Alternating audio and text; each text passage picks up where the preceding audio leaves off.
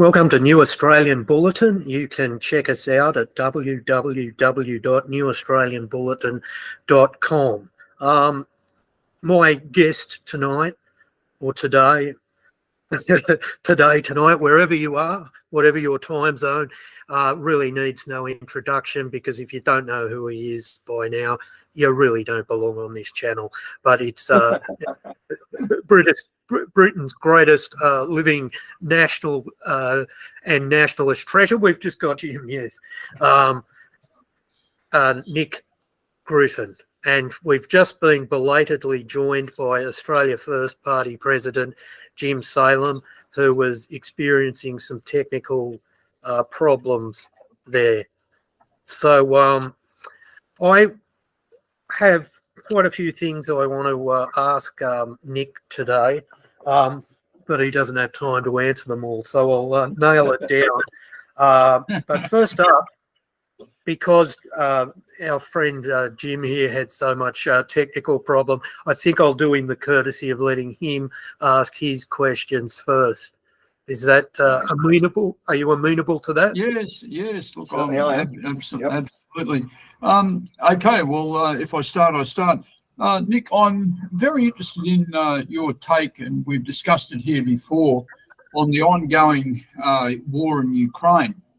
And there seems to be a lot of saber rattling and noise, and there seems to be some indicators that the Ukraine state may be coming apart over the issue of conscription, military service, and so on. What's your take on the current affair of the matter before we go to issues taken by Euro nationalists on the subject? Well, obviously, it's a tragic brothers' war. It's a terrible, terrible thing. Obviously, like all genuine and head-together nationalists, I'm thoroughly on the side of Russia against the NATO proxy thing, which is now not so much even Ukrainians, but now apparently huge numbers of mercenaries, lots of Poles, and so on. And it's a war which Ukraine very clearly now is losing, or rather, Ukraine lost the war a year ago, virtually. This is now NATO losing the war, being systematically demilitarized. So you think, well, what on earth is the Western elite doing? You know, throwing away so much of their military equipment, so much taxes and so on, in this war that they're losing. Doesn't make any sense at all, does it? Even from their point of view, doesn't make sense. And unless you simply adopt the adage, follow the money. And I read the other day that there's an estimate now that the Ukraine war has made the military-industrial complex for the West, which of course is mainly the United States, but with elements of Britain, France, Italy, and so on in it as well. It's made them $400 billion thus far. So that's $400 billion to keep on killing Ukrainian conscripts, isn't it? Indeed. Look, like, there seems to be a lot of trepidation, even here in Australia now, about this war, that it's not the way in which it's been sold. But I don't know what the situation's like in the UK, but there's still a lot of Aussies who are continuing to see this in almost Cold War terms, in which Russia represents some sort of communist reality. Is that the same in the European scene in the UK? That's still very much there amongst sort of the political elite, or it's something they keep on hammering. Amongst ordinary people, I don't think anyone really cares anymore. You know, it's just something that's been going on. People are desensitized to it. And the only common thing is people even might support the Ukrainians. They're suspicious of Russia, but they sure as hell wouldn't send their son. And they sure as hell wouldn't send a single pound or cent of their tax money. So I think that's realistically, that's the way of looking at the ordinary Brits, ordinary Americans. And the Americans actually probably better in terms of being isolationist, to be fair. The American street is hugely isolationist. Or, you know, they've always had to be dragged into wars. The Brits, the French, the Poles especially, you know, we declare war. You know, drop of a hat, bang, we're in. The Americans have got a much longer and very good tradition of staying out of it and isolationism, and it's definitely there with the Americans at the moment. But as I say, for Brits and Europeans, generally it's simply, well, don't send our taxes, don't send our kids. Yeah, I followed the German thing in particular, a lot of confluence between what's euphemistically called left and right opinion against this war. And there does seem to be a building opposition up to and including, I think, that they're now talking about banning that quasi-conservative party, the AfD, because it's considered some sort of threat over issues like Ukraine. That seems to be a big change in, well, maybe not a big change, it's sort of a development. They banned parties in Europe at the drop of a hat. Well, an interesting thing, the likes of me, I guess you as well, Jim, brought up, for decades as, communism was the big problem. The interesting thing when you speak to Germans is that the East Germans, or the old East Germans, are far more pro-Russian than the West Germans. So if communist occupation was so terrible, it should be the other way around, shouldn't it? And there's there's this real nostalgia in the East and a sympathy for Russia. And of course, also I think the Germans have got a gut feeling that it's not a good idea to pick fights with Russians. It didn't go too well the last time they tried it. In East Germany especially, there's this groundswell growing all the time, as you say, and uniting the far right, relatively speaking, and the left to mind Germany's business and get out of it, which I think is being that's getting more traction from the fact that also the EU and the NATO sanctions against Russia have particularly hit Germany and are particularly hitting Germany. They're literally deindustrializing the place. Obviously, it's a long rolling process, but a very large number of German firms, small, medium and large, are now in the process, not thinking about, they're in the process of moving lock, stock and barrel out of Germany to other places, and in particular the USA, the bigger ones. And this is striking home to middle Germany. And as you say, as a result, the AfD, they're not nationalists by our standards, but they're on the spectrum towards nationalism. And they've moved somewhat from just talking about, or basically being an anti-immigration party, to being a party which is talking some common sense on the Ukraine crisis. And that appears to be the unforgivable sin. Now, well, I suppose the unforgivable sin is actually to be successful. It's very interesting that we are told you've got to fight elections. That's the way to make changes. It's the proper way to do things. You fight elections, and you're free to fight elections as a nationalist anywhere in Europe, as long as you don't start winning them. The minute you start winning them, whether it's the Vlaams Bloc or the Our Slovakia Party or Golden Dawn or now AfD, if you actually have the cheek to win elections, you will be banned. It's the thing which most of all puts the kibosh on the idea that there is an electoral road. Yeah, indeed. Yeah, so just to finalise this thing I wanted to talk about Ukraine, it seems that the struggle in some ways has been transferred from Europe to Africa. And the press here has been talking a lot about a number of African countries that are starting to line up in different ways outside of the traditional ones. Does this indicate, from your point of view, any global shift or change in the third world? Oh yeah, there's a big shift going on, and as you say, especially in Africa. Basically, you look at a map now of African countries with military agreements, alliances with Russia. Then it's vast swathes. The continent is turning red, and it's not the British Empire map.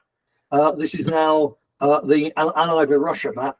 And in particular, the Sahel, the big swathe of Africa from one ocean to the other, across just south of the Sahara, that is now with the coup in Niger. Niger was the last of those states which was still in the old colonial mode and basically occupied in economic terms by France. And the coup there, it's a little while ago now, a couple of months now, isn't it? The coup there has suddenly plunged Niger as the last of the Sahel states, which was on the western side. It's now suddenly in the Russian camp, particularly important because it's got the fourth largest reserves of uranium on the planet. And the people of Niger have actually been appallingly treated. The French have been mining uranium there since 1960. And it's a filthy, it's one of the most environmentally disastrous industries that there can possibly be uranium mining, and the impact, it's even worse than depleted uranium shells in Iraq and Serbia and so on. The number of kids in Niger being born with the most hideous deformities is just skyrocketed, and yet France takes 95% of the money that's made from mining uranium in Niger. And the Niger military has said, well, the Russians are offering us a better deal, so we're switching. And this, we're talking about Africa, but the same is going on to a degree in South America, in geopolitical terms, in America's backyard.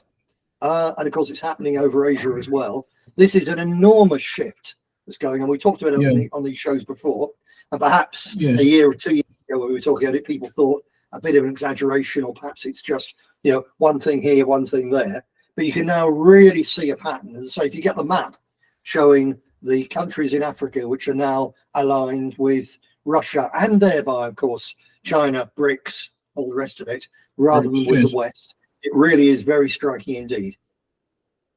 Yeah, I think that this drift away from the dollar, from the way in which international trade has been conducted, has grown stronger and stronger. If anything that's come out of this Ukraine war, which, as you said before, is a brother's war, that's in any way a good thing, must be this. The weakening of the Wall Street plutocracy can't be a bad thing from a nationalist point of view. I would assume you would agree with that.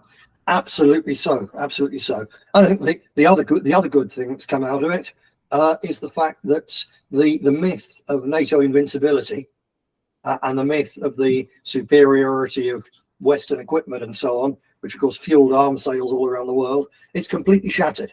And the only two tanks the West has still got, which haven't been shown to be extraordinarily, ludicrously vulnerable, especially to the loitering munitions, the drones that are now used in modern warfare. The only two which are still, have got a clean slate, is the British Challenger and the American Abrams. And there's a reason for that.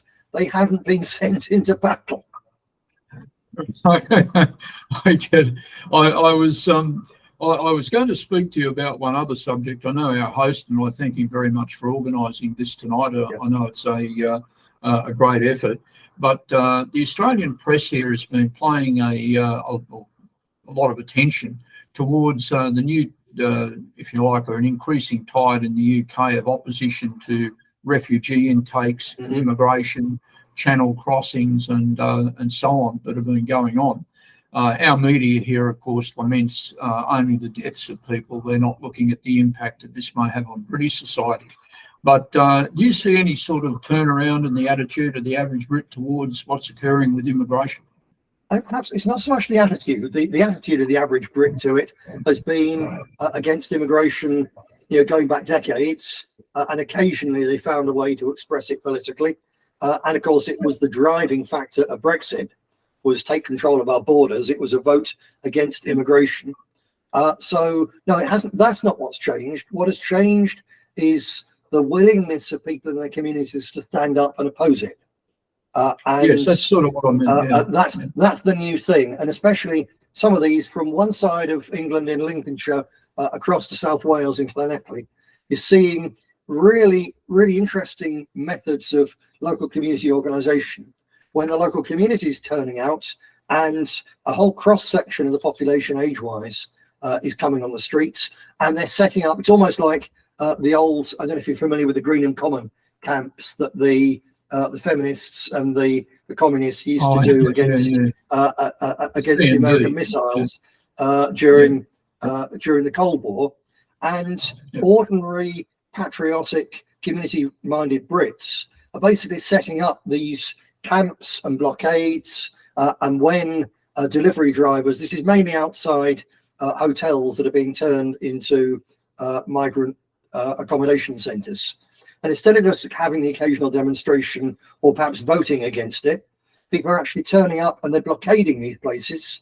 So they're standing and they're talking to a delivery driver and explaining the concerns of ordinary people. And time again, the delivery drivers say, okay, understand. They turn around and they go away. So it's quite militant by British standards. It's very determined, and it's absolutely grassroots. there's various of the little minuscule nationalist parties sort of turn up and try and get involved. And sometimes if the more sensible people are welcomed and they give a speech and people listen politely and applaud and so on. But the power of this new anti-immigration movement comes actually absolutely from ordinary people. It's a real big development. Oh, okay, well, thank you very much indeed for that.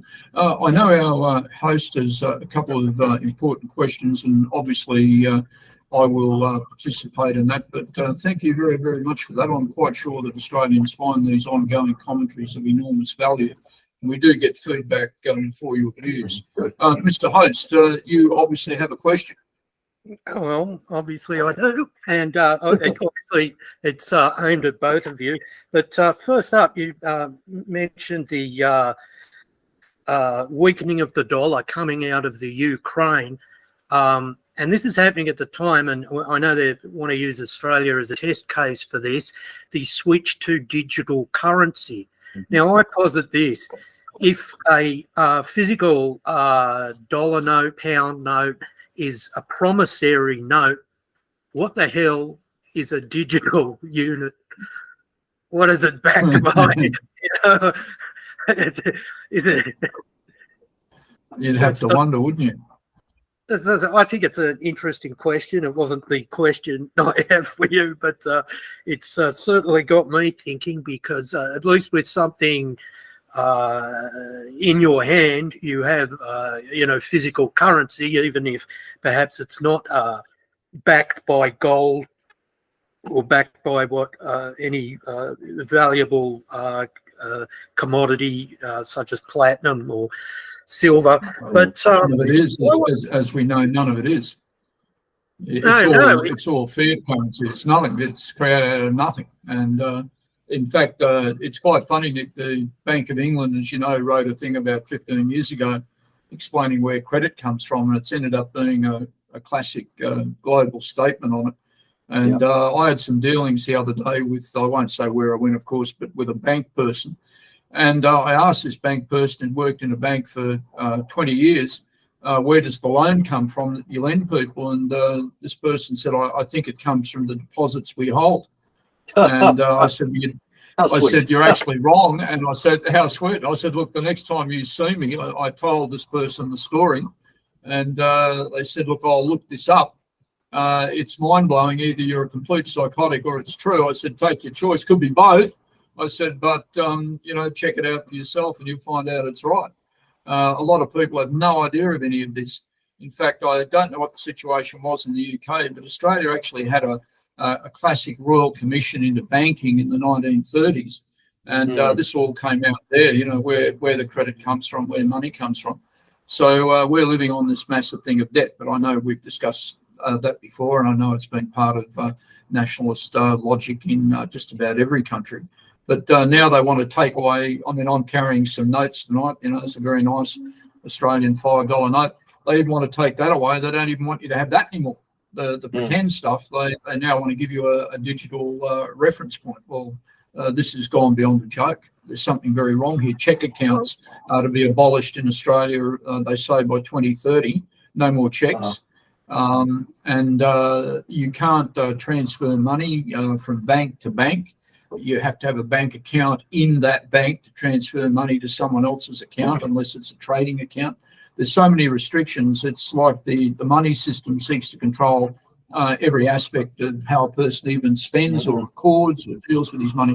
I would assume that's the same in the UK, and I think that's what you're asking, isn't it, Mr. Host, where money is going? I asked a question. I thought I just made a statement. Got to give it to Nick then.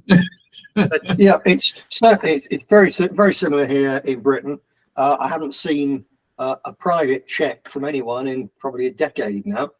None of us have checkbooks anymore. So whether it's abolished or not, in law, it is de facto. It's gone already. I think there's nothing less fraudulent about paper money than there is digital currency.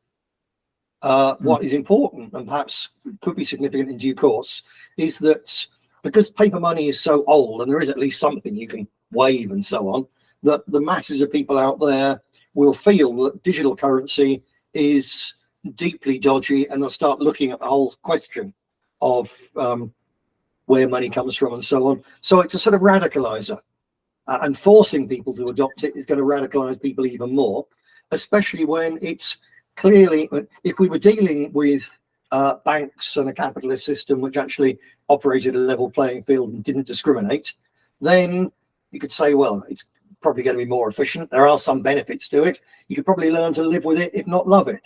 But we know even before it starts that the powers that be and the especially the woke elements within global capitalism and the financial system and the governments, they will abuse this extraordinary monopoly on our ability to buy and sell and travel and so on. We know they're going to abuse it.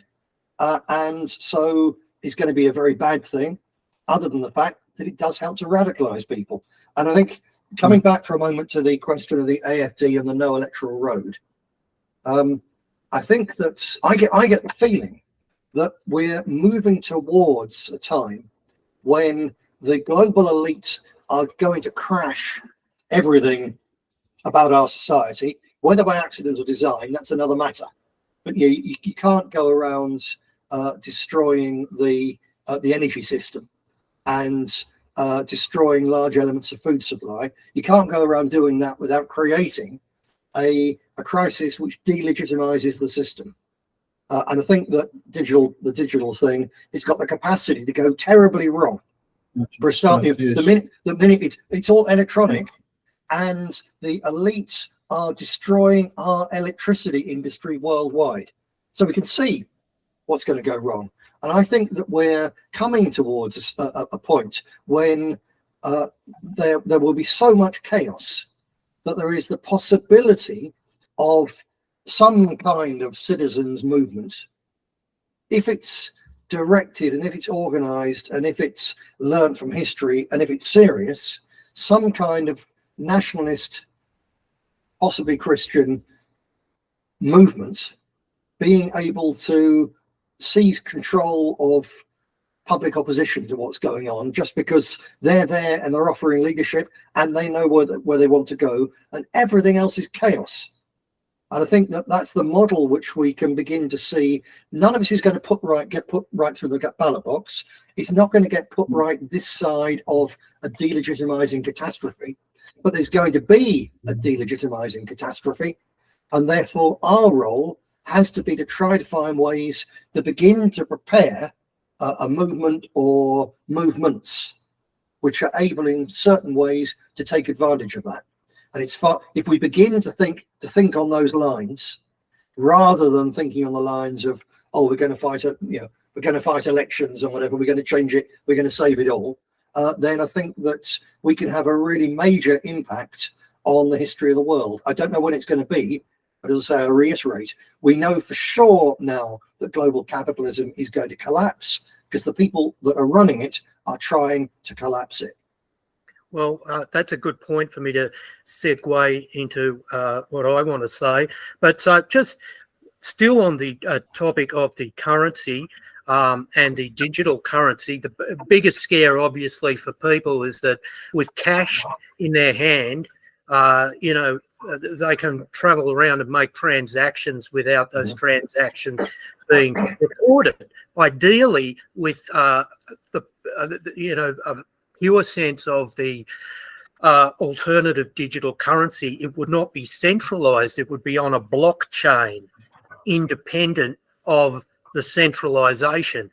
Now, centralization seems to be high in the mind of this fourth industrial revolution, the Davos despots, I call them. It's very much now, if we've learned a lesson over the last 100 years or so, the struggling of systems, and we've seen systems come and systems fall. We've seen communism fall. We've seen fascism and National Socialism, which were very short-lived, fall. And now we're seeing capitalism fall. And all of those things have the one thing in common: they all depend upon a centralisation. That's That's something. But of course, for me, the greatest tragedy of not having cash is not being able to find a $20 note some idiot's dropped while drunk, and finding there's less opportunities to find drop money in the street, and that's a real bummer. But coming from this, we know that there is a planned detonation of society. I mean, the Davos, the WEF have been crowing about it and talking about it, and pretty much admitting to it. We're seeing the destruction of this sacred democracy in the United States. What's happening there under that criminal Joe Biden and his Democrat Party is just unbelievable. And I can't understand why any world leader or leader of any country that is allied to the United States is not standing up and objecting to the treatment of Donald Trump and saying that all of the values that we've gone and sent young people to die in wars to perpetuate your system is a lie. You've just proven it a lie. It's time to disengage entirely from this criminal enterprise known as the United States. And as you've said, society is detonating. They're trying to move into an era of transhumanism. We're not allowed to say that that man wearing a dress is a man.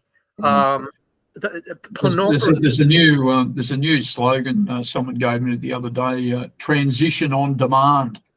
I said, well, why not? You know, sorry.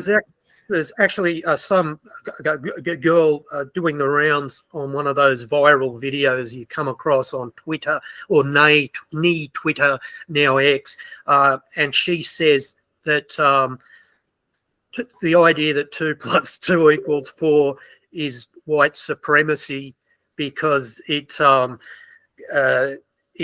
disputes alternative reality, right? There is a point. Sorry, I was going to ask you a point there. There is something that always intrigued me when I was first reading Marxism, which can be very destructive of the mind, but it can also be very interesting too, is that one of Marx's big things was that capitalism periodically actually destroyed the means of production in order to start again. And I used to consider that quite irrational. I used to think, no, that I could see depressions and things like that. But as an actual principle, maybe Marx was onto something there. This seems to be what's happening now, that on a massive scale, actually destroying everything. And you wonder... They're doing it for different reasons. At the heart of it is this... hysteria, whether they believe in it or not, I can't say, but about climate change. And attendant to that, you can find with the destruction of food production, with the destruction of the power supply, etc. They all have in common to cull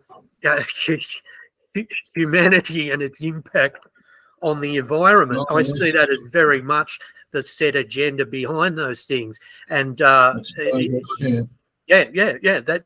is the main idea. But getting back to where I was going with my monologue there, we have no electoral road, right?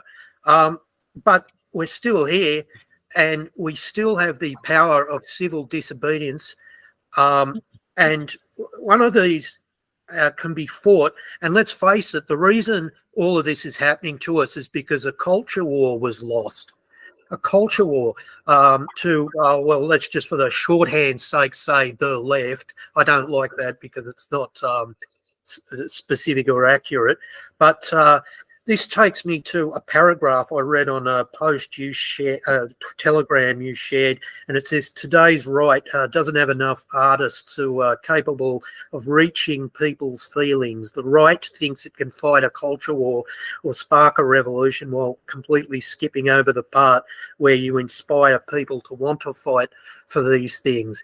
And so this the way we've been fighting this digitally online with long and dreary finger pointing at the news and at this or that.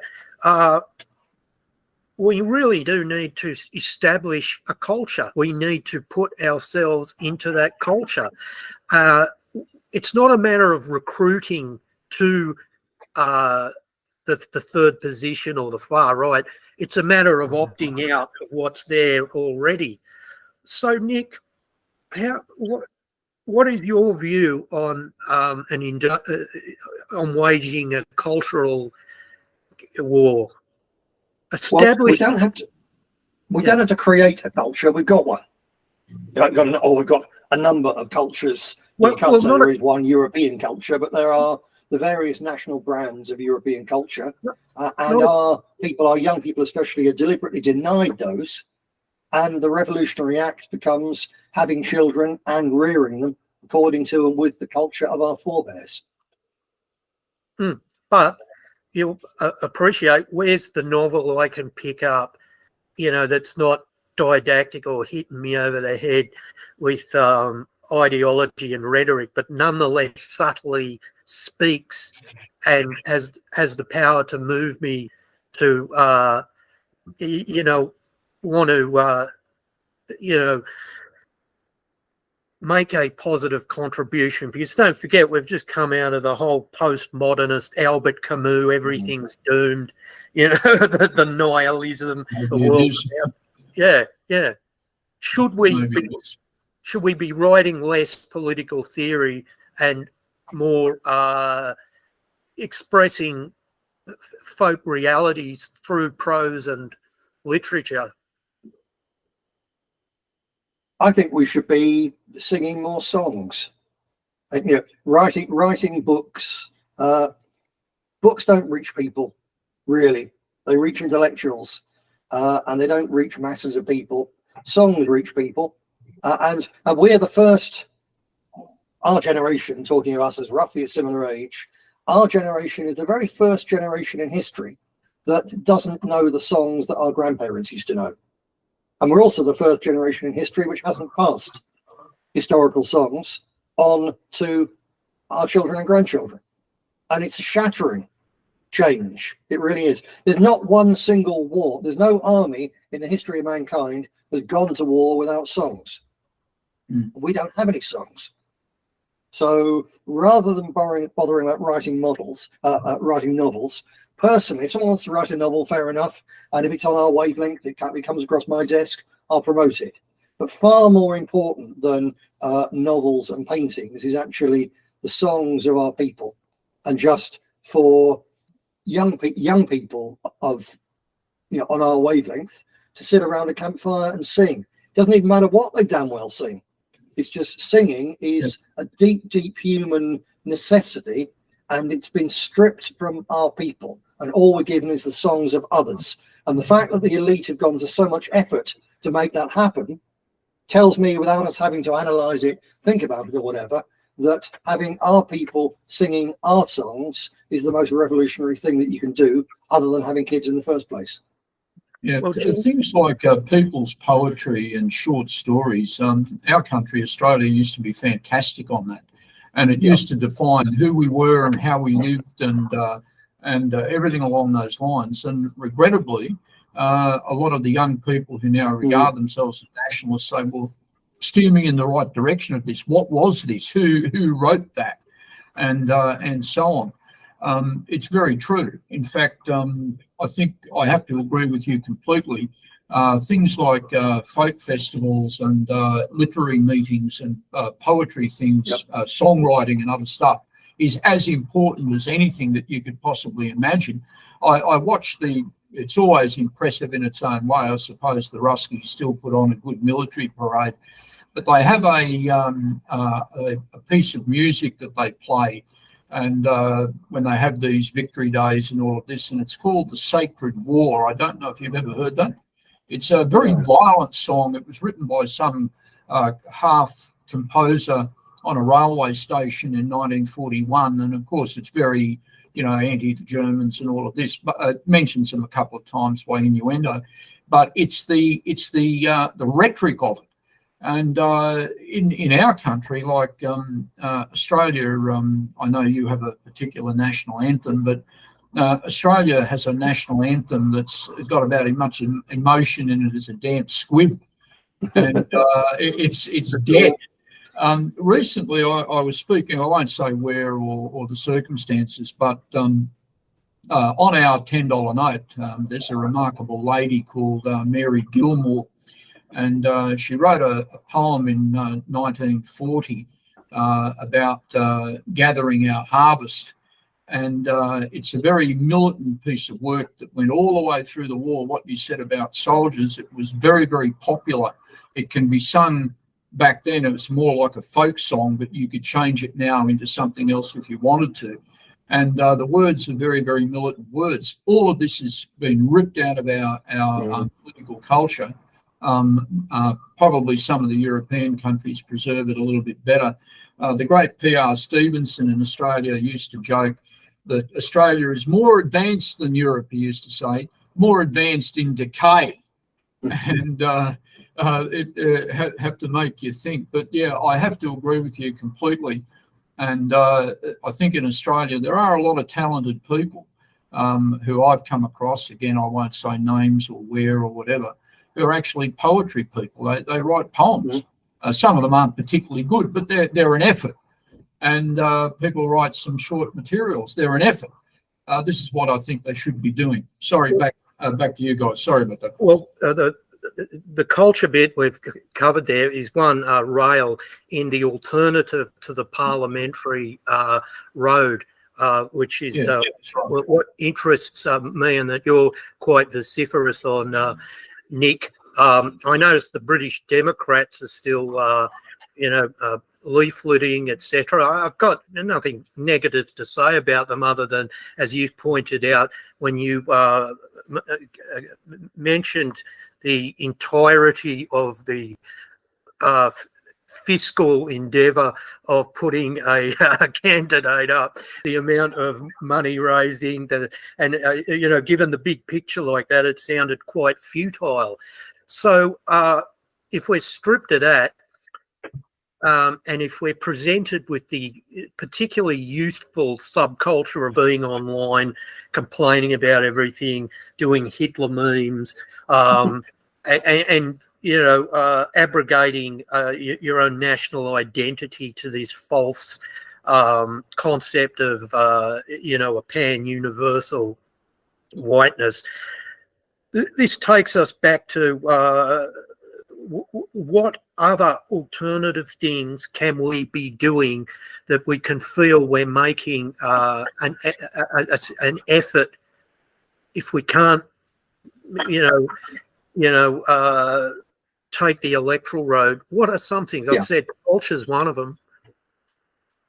Well, first of all, you mentioned the British Democrats. They came out of the British National Party, so they're mainly old hands from that. And they fight. They've even won a couple of little council elections and so on. But their model is, we're going to come to power through elections and so on. If they want to carry on doing that, it doesn't bother me, because they're old. You can't teach a dog that old new tricks. Is one of those things. What does worry me in Britain is that some of the new people, sort of in their 20s, who've been doing demonstrations and stuff, particularly against the asylum centres and so on, for the last year or so, and they're now saying, oh, well, the politicians aren't taking any notice of us and the public, so we've got to make them take notice, so we just go and fight elections. Oh, no. Truly shocking. And then there's others that are saying, no, that's a waste of time. We need to spend, or all we do is we just carry on doing what we do on social media. And Nathan and I were talking about this before we came on the show, that there's so much effort goes into this thing. And rather, like, even if elections worked, the fact that they'll ban you if you start winning them means that road is shut. Similarly, even if social media worked in terms of building a huge online community and all the rest of it, the fact is that you're using a system which our opponents, the powers that be, can shut off like that. And it's not like well, they wouldn't do that, would they? We saw in the French riots a couple of months ago that when they reached a certain degree of problems for the state, Macron and the powers that be dealt with them to a degree simply by turning off the internet in all the areas where there was trouble. So you didn't get the monkey see, monkey do impact. So we know that if it comes to some sort of crisis, any sort of crisis, then anything which is organized around social media will simply be shut down, bang, like that. Which means that even if it works in the short term, for you to build your operation systems on something which you know one day you're going to be denied is complete madness. So whether it's elections or social media, neither of them is going to be a long-term effective weapon. So we had to come up with something else. So Nathan, you're talking about, what other things can we do? So I put on my Telegram channel a number of times, actually. I've just sat down for 10 minutes and rattled down idea. You could be doing this, you could be doing that, this, that, and the other. All you can do is point to people, because this has to be grassroots. So similarly, in the second of the Deus Vult books, The Great Reset Resistance, there's a whole chapter in that, what is to be done. You'll recognize Mr. Lenin's phrase, of course, and it sort of sets out the theoretical reason why we have to get into alternative activity and community-based activities, and people just getting on and doing their own thing. And it's not for nothing that the most effective revolutionary movements in the English-speaking world, or almost English-speaking world, was called Sinn Féin, ourselves alone. The Sinn Féin now has become a poisonous Marxist, multicultural, pro-Islamist horror. And it's been through phases when it's been, a Marxist child-killing bunch of mass murderers. But in its origins, it was a national liberation force which took on the most powerful elite on the planet and beat them into submission. And the fact that they use that phrase, Sinn Féin means ourselves alone, it really sums it up. That's what nationalists have to be thinking about now. We don't care about them, don't care about the system. We just get on and we do our thing for our people. And that means that our people will get through, or some of our people have a better chance of getting through the catastrophe that's barreling down on the whole of Western civilization, at least. In doing that, they'll also become a point of attraction for other people who want to survive and who just want to do worthwhile things. And especially the more crazy the system gets, and my God, we see craziness now. Jimmy, you were talking about the trans thing, all the rest of it. The crazier it gets, the more attractive normality will be. But it's actually, you have to have a certain courage now to stand for normality. So most people won't stand for normality. So those of us who do, those organizations and groups that do, will become attractive. So in Britain, for instance, the last couple of days, there's been a lesser story in the news about how the scouting organization founded by Baden-Powell and so on, has now gone even woker. And they've issued guidelines on what you can say, and you mustn't say male and female. You can't have girl guides, all this. And of course, there's all these parents absolutely up in arms about it and saying, "Oh, well, I'm not going to let my kids go to scouts anymore." So look, that opens up a ground for grassroots scouting movements. I know you didn't. Sorry, Nick. Go. Right, back to you. Sorry. Yeah. So they, if a nationalist party was about to spend £250,000 contesting a major election and losing most of its deposits into the bargain and not winning anything, if they raised that sort of money and used it to provide the badges, the uniforms, the guide, the handbooks, and all the rest of it for a grassroots scouting movement, what a thing that would be. Because Baden-Powell created his scouting movement more than 100 years ago, and it still has a huge effect. So if a nationalist party just did that, it would have an immense impact, I believe, on the future.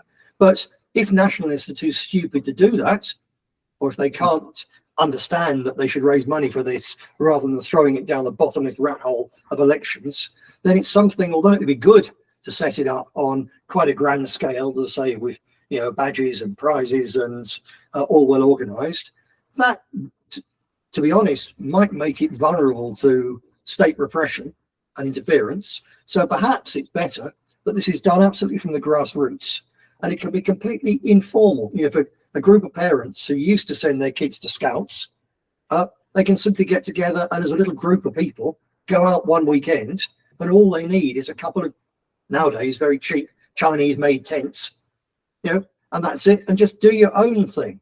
So that's one example. There's no way the state can stop you doing all sorts of things. They cannot stop a group of parents taking their kids out to the countryside and teaching them a little bit about, you know, living in the wild and how to cook and how to light a fire, and teaching them around the campfire a few of our songs. It's a revolutionary thing, and there's nothing they can do to stop it. I'll give you one more example before I hand back to you.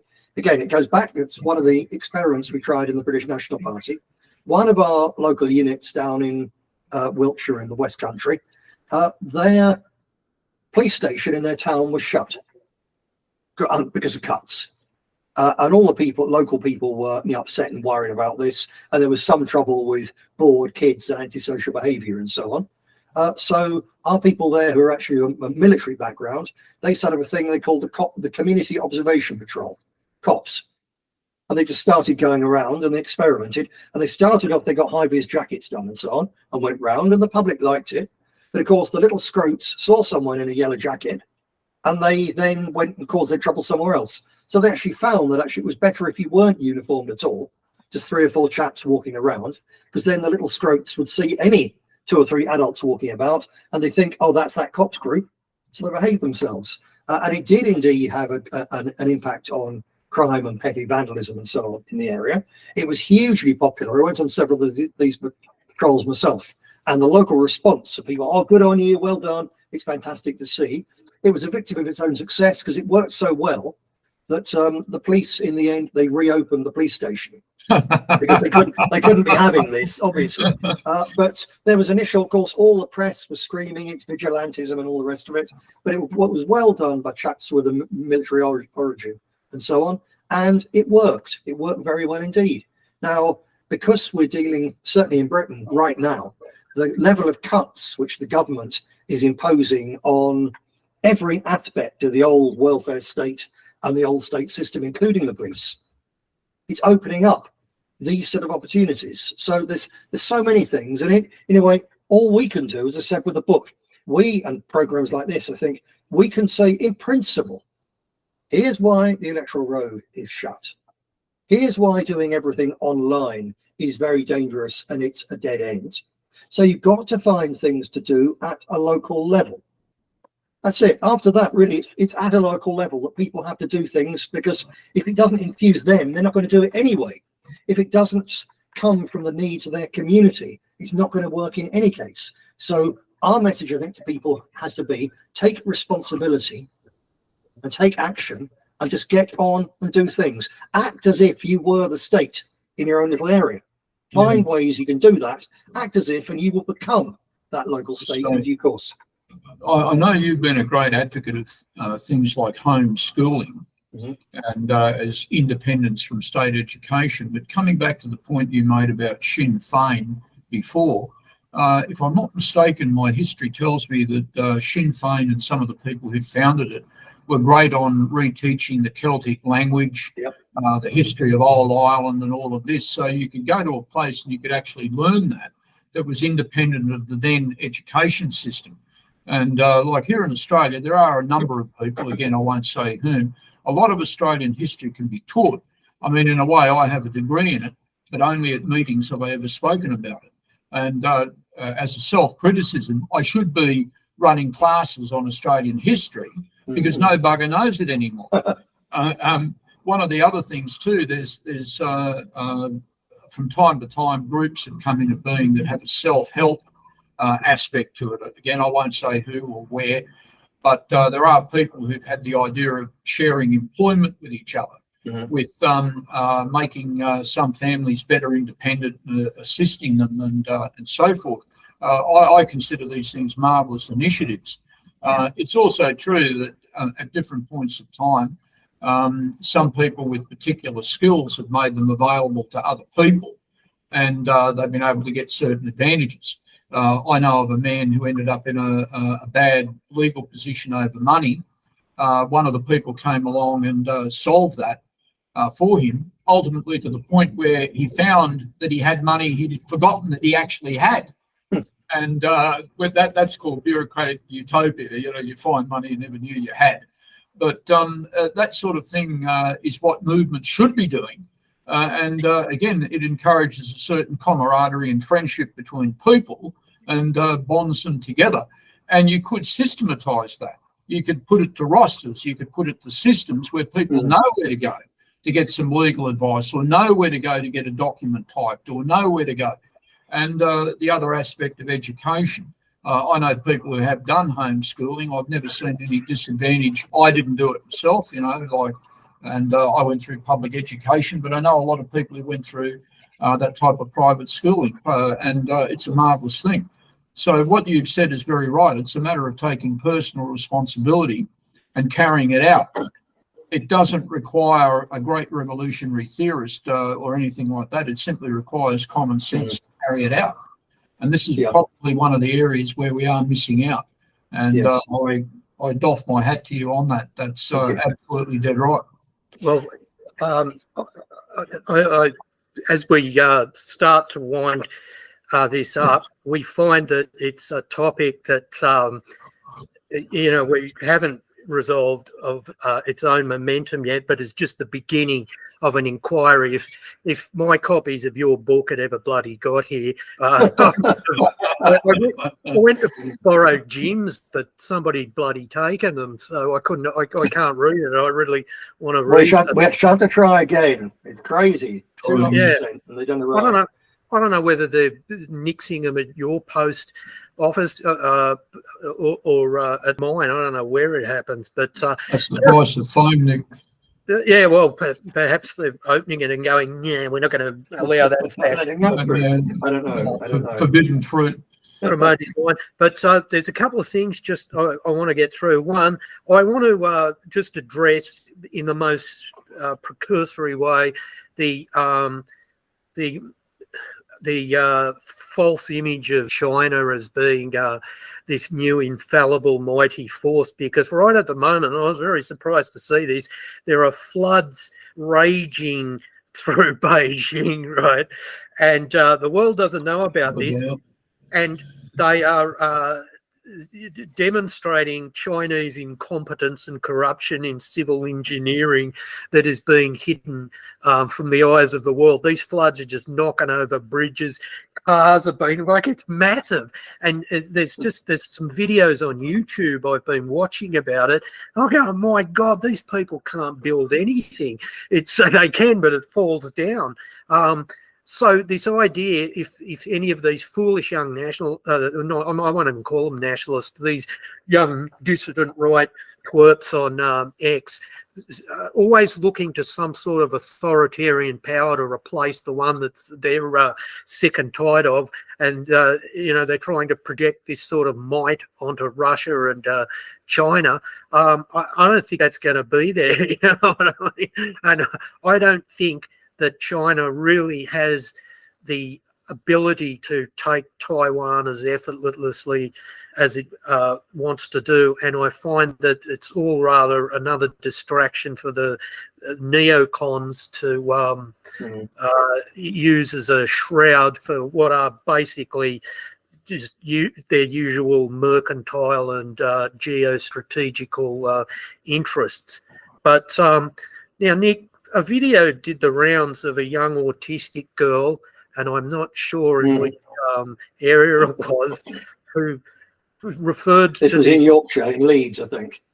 Yeah, referred to this policewoman who they were escorting her home because, you know, her sister requested some aid because of the sister's condition, and on the way in the house she simply remarked it looked like a lesbian because her auntie was a lesbian, and then it took, I don't know, every police officer in Yorkshire to wrestle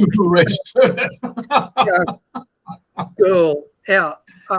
And I thought to myself that the hatred in the eyes of that, let's call her a lesbian police officer, whether she is or not, she certainly bloody looks like one. She looks it.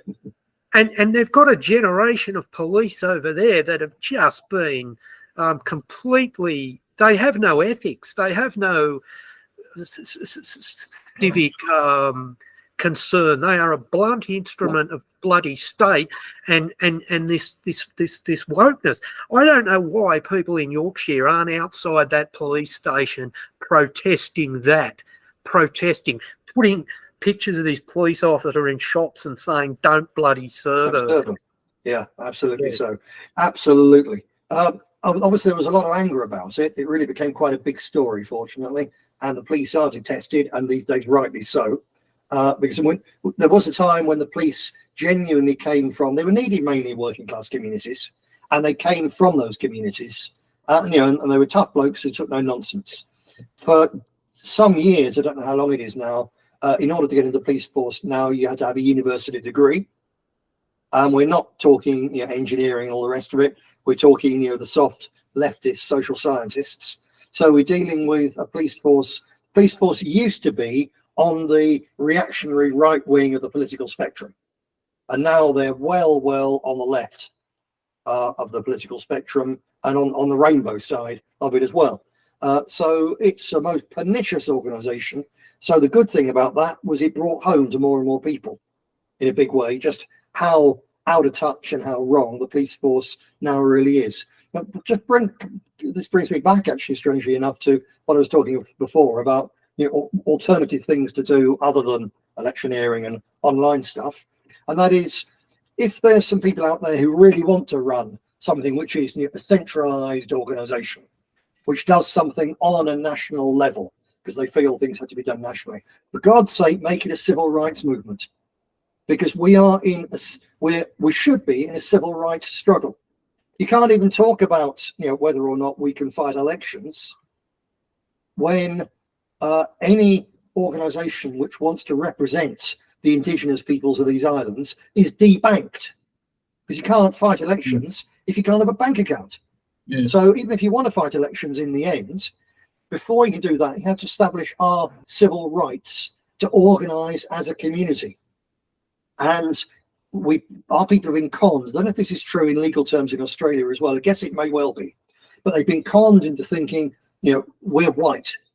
So it's rights for whites, the British National Party used to say. And all the kids on social media and so on, always immigration, it's undermining white Australia, all the rest of it.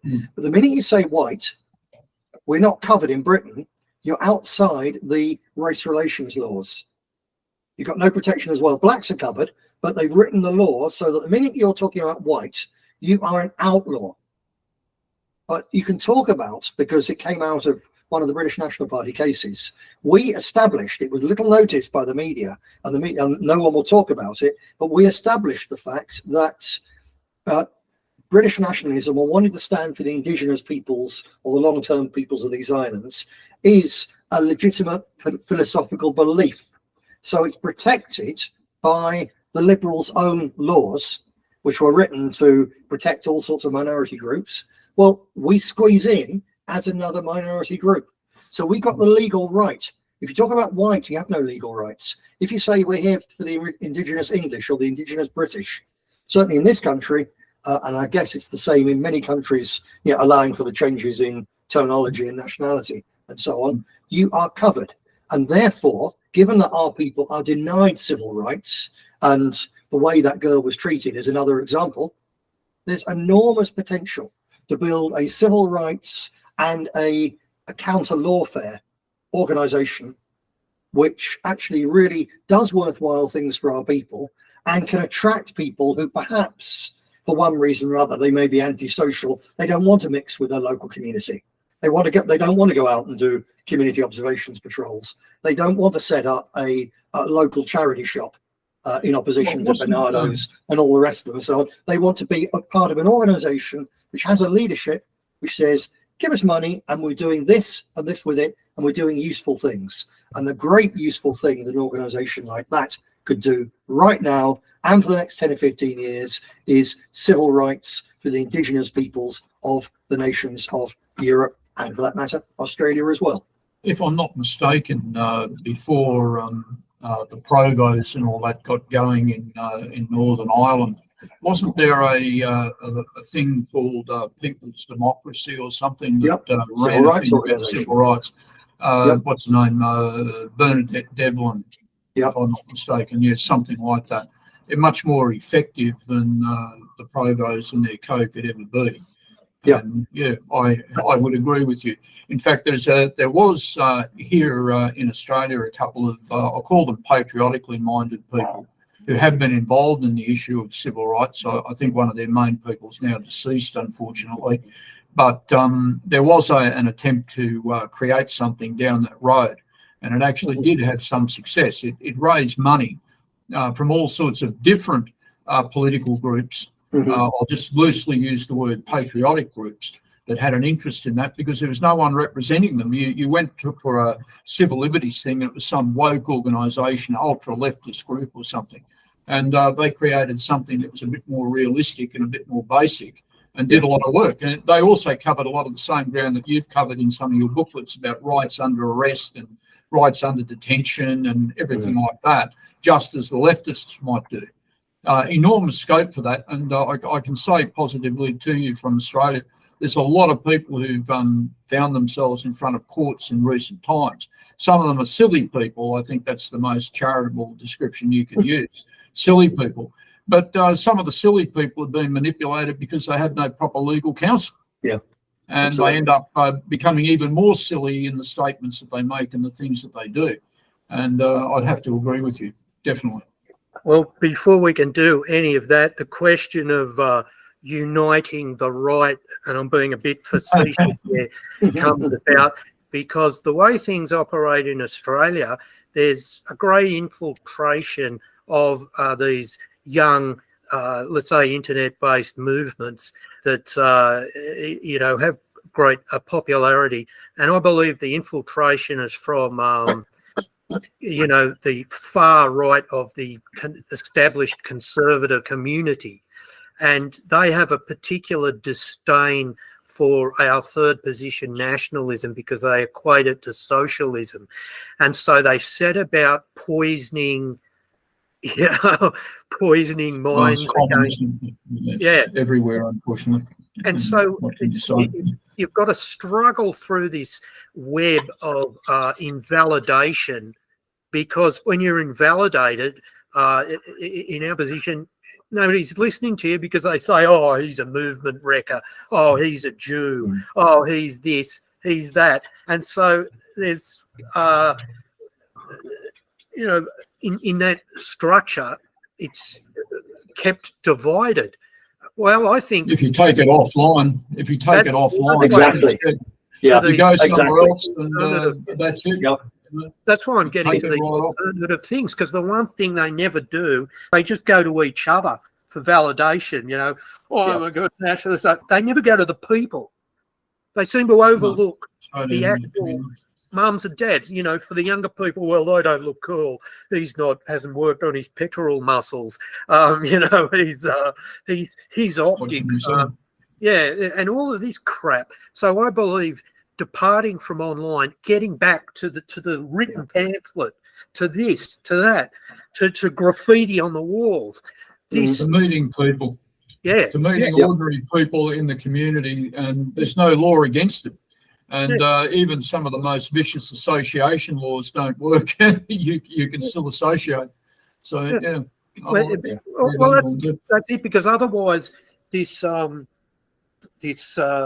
combative anti-establishment dissident right entity just becomes a subculture. It's insular. It's got its own terms, and it's got its own alphabet, and it's communicates in memetics, which I find really infuriating. I don't mind a good meme, but when everything gets so cryptic, I no longer even know what I'm looking at.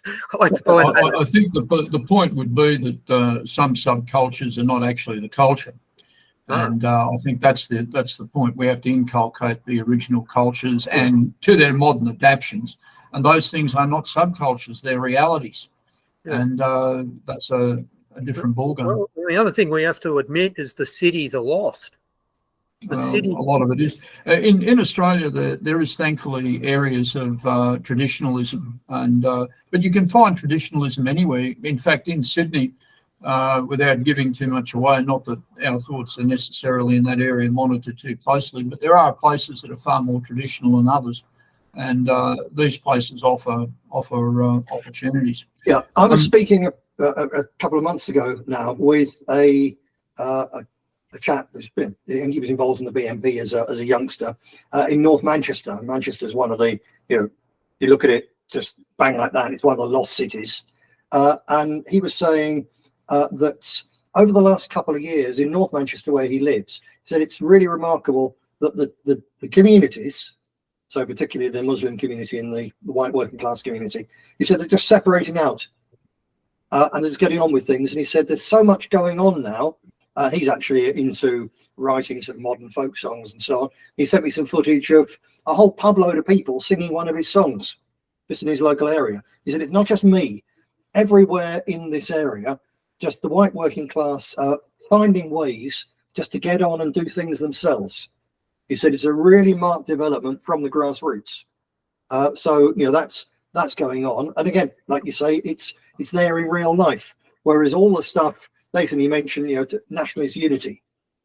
Bear in mind that Ray Hill, the great Searchlight, Hope Not Hate traitor plant in The Other Face of Terror, his sort of ghost-written autobiography, talks about specifically how it's one of their tactics to come up with demand for nationalist unity. Then you have all these negotiations, that takes a year, and then something comes together. And then once it's come together, they splinter it apart again. And it's this kaleidoscope that just keeps everybody busy, everybody happy, and everybody doing things which are completely useless, intrinsic, looking inwards. So that's one of the playbooks that the intelligence services have. So it's all the Five Eyes stuff. Your intelligence services will be doing exactly the same thing. So the odds are when people are talking nationalist unity, especially when they say we can't do it, or they imply we can't do anything until we've got nationalist unity, consciously or subconsciously, they are part of the problem. And the white working class in North Manchester are just getting on and doing their own thing. And that's and there's no reason for us to be worried about people calling us wreckers and all the rest of it, because as you said, it's just that tiny little circle of people in that Telegram chat, and it ain't anybody else. And there's millions and millions of people out there who agree. We know they agree basically with everything that we say. If they knew where we stood on even more complex issues, we explained it, they get all of that as well. And their fears are our fears, their hopes are our hopes. And nationalists need to reach those people and not worry about the little cliques online. Yeah, once again, thanks very much, Nick and Jim, Welcome. as always. Thank you, Mr. Host. I'll say good night, except it's late with you. Good night. Thank you for hosting us, Nathan. Been a very interesting discussion. I'm sure that even if there's only one person out there with whom something we've said clicks, and thereby they become more effective, they become better, then our work tonight is done. And I think it'll be more than one. Thank you, and good night to you. Good night.